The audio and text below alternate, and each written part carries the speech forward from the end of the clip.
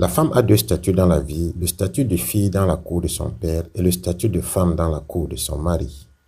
Ce vieil adage africain résume le parcours de la femme de la naissance à l'âge adulte, initialement. Le changement de statut s'opère tôt ou tard en fonction des cultures et des religions, mais il doit s'opérer, autrement des questions se posent. À un certain âge, la respectabilité d'une femme tient de son statut de mariée et la fille qui n'a pas encore acquis ce statut reste intimement rongée. Les parents la regardent comme un déshonneur pour la famille. Les idées ont certes évolué avec la modernité. Il a été développé le discours selon lequel le travail est le premier mari de la femme pour la stimuler à être productrice et éviter d'être une consommatrice dans le foyer si elle rentre dans un mariage ou à l'opposé, pouvoir subvenir à ses besoins elle-même en l'absence du mari. Par la suite, les idéologies se sont multipliées, toutes tendant à donner plus de droits à la femme. L'égalité des sexes, l'approche du genre, l'accès à toutes les fonctions. Au passage, toutes ces idéologies ont un dessein caché, banaliser le mariage. De nos jours, dans les réseaux sociaux, dans les médias, le cinéma, une idée est fréquemment martelée, le mariage n'est pas une fin en soi, la femme n'est pas obligée d'être mariée, surtout quand elle a son travail. Mais à la fin de la journée, malgré les discours consolateurs, une fois dans le silence de la chambre, la femme n'arrive pas toujours à résister au charme de la robe blanche. De quelque côté que l'on tire la ficelle, il reste une constance. Le mariage est une valeur sociale, le signe de l'accomplissement pour une femme. Il est biblique, culturel, social, naturel. Le mariage à l'état pur, dénué de tout calcul, celui-là qui permet à la femme de quitter son père et sa mère pour se joindre à un homme et les deux font un. Mais le tout n'est pas de se marier, il faut encore accepter les règles du mariage. Et l'une de ces règles est la soumission de la femme à l'homme. C'est à la prononciation de ce mot que la femme moderne se réveille et les questions spontanées fusent. Qui? Me soumettre? Je suis une esclave? Non, madame, personne ne l'a dit.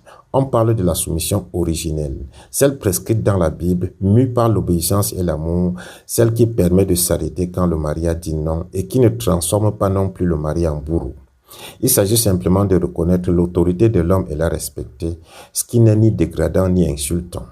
Mais les choses sont rendues difficiles quand les droits de la femme commencent à être nuisibles pour ses devoirs dans le mariage. Et il est judicieux, à l'occasion d'une autre journée internationale des droits de la femme, de faire le point sur ce qu'elle a fait de ses acquis. L'acquisition des droits exonère-t-elle la femme de l'accomplissement de ses devoirs? La femme ministre, directrice de société, chef d'entreprise, opératrice économique, fonctionnaire, avocate, médecin, cesse-t-elle pour autant d'être femme au sens conjugal du terme? Dans la société moderne, désormais habitée par des « je n'en disconviens pas » ou des longs crayons, les fonctions de la femme qu'elle exerce dans les milieux professionnels ont pris le dessus sur le rôle de la femme qu'elle joue dans la maison. Elle est allée très loin dans le développement des affaires, de la carrière, de l'acquisition des richesses, mais elle est aussi allée trop loin dans la négligence du minimum. Elle ne fait plus la différence entre autonomie et indépendance. Son premier mari, comme le disaient les parents, est devenu son unique mari. L'homme est devenu au mieux son voisin de la chambre ou le père de ses enfants, au pire son ex-époux.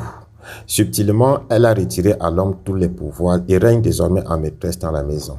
Les couleurs des murs, la forme des chaises, le design du portail, c'est elle. Elle prend toutes les décisions et fait dire oui à l'homme comme si c'était lui qui avait décidé.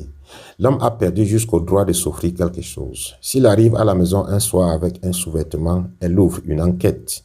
Beaucoup d'hommes se sont conformés pour garder la face, à cause des candidatons, mais ils meurent en silence dans le mariage. Simplement, il faut le rappeler, parce que la grille raffermissante a été détruite, le mariage est devenu un cache-sexe. Pourquoi l'épanouissement professionnel et financier de la femme est devenu un problème au mariage qui est une valeur fondamentale dans une société?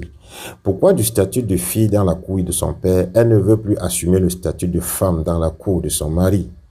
Qu'est-ce qu'il y avait de si mauvais dans cette conception de la société traditionnelle pour que tout soit désormais remis en cause au nom de l'évolution, de la modernité et des droits de la femme? Parlant des droits, ne dit-on pas que la jouissance de ces droits est tributaire de l'accomplissement de ses devoirs? Les concepteurs des journées internationales ont placé celle de la femme de 2026 sous le prisme de droit, justice et action pour toutes les femmes et les filles. D'après eux, à cette date, les femmes du monde entier devront se mobiliser pour revendiquer l'égalité des droits, une justice équitable et la possibilité de jouir pleinement de leurs droits.